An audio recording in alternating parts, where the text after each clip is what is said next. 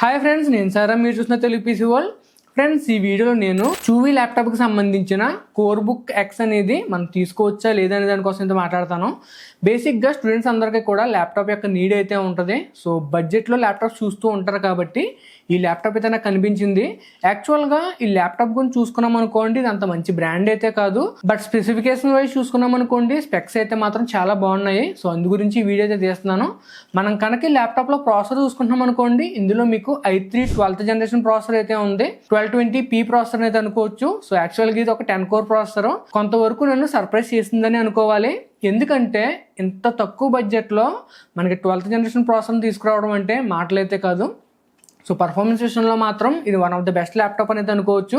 మనం కనుక ర్యామ్ చూసుకున్నాం అనుకోండి, ఇందులో మీకు 8GB DDR4 ర్యామ్ అయితే ఉంటుంది. మోస్ట్లీ మనం 8GB ర్యామ్ అనేది మనకు సరిపోతుంది ఎవరైతే స్టూడెంట్ పర్పస్ ఉంటుందో. సో స్టూడెంట్ కానీ లేకపోతే హోమ్ పర్పస్ కోసం కానీ ఈ 8GB ర్యామ్ అనేది మనకి ప్రాబ్లం అయితే ఉండదు, మనకైతే సరిపోతుంది. అండ్ స్టోరేజ్ కోసం చూసుకున్నాం అనుకోండి, స్టోరేజ్ వచ్చేసరికి 512GB SSDని అయితే యూజ్ చేశారు. సో స్టోరేజ్ కూడా మీకు మోస్ట్లీ సఫిషియంటే.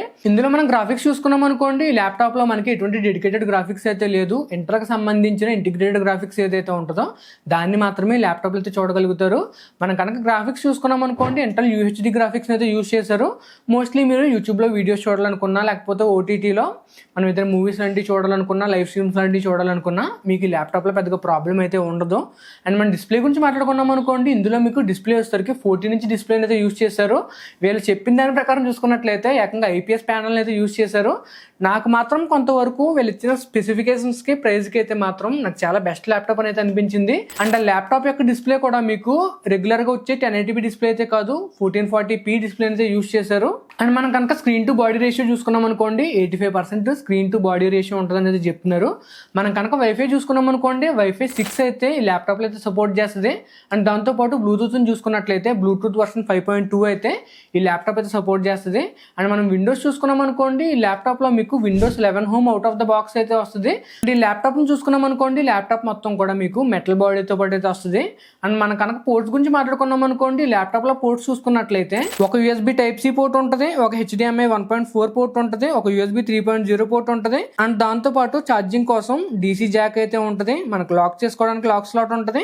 అంతేకాకుండా USB 3.0 పోర్ట్ ఉంటుంది, మనకి హెడ్ ఫోన్ జాక్ ఉంటుంది, అలాగే మనకి మెమరీ కార్డ్ స్లాట్ కూడా ఉంటుంది. అండ్ ఫైనల్ గా మనం బ్యాటరీ గురించి మాట్లాడుకున్నాం అనుకోండి, ఇందులో మీకు 46 వాట్-అవర్ బ్యాటరీని అయితే యూజ్ చేశారు. అండ్ దాంతోపాటు ఈ బ్యాటరీ ఏదైతే ఉందో ఈ బ్యాటరీ కూడా మీకు ఫాస్ట్ ఛార్జింగ్ అయితే సపోర్ట్ చేస్తుంది. ఓన్లీ 1 అవర్లోనే మనకి 60% ఛార్జ్ అవుతుందని చెప్పేసి మనకి బ్రాండ్ అయితే చెప్తుంది. సో బేసిక్గా నన్ను ఈ ల్యాప్టాప్ తీసుకోవచ్చు అని చెప్పేసి అడిగారు అనుకోండి, వాళ్ళు ఇచ్చిన స్పెసిఫికేషన్స్ ప్రకారంగా చూసుకున్నట్లయితే ఇది one of the best laptop అనేది అనుకోవచ్చు.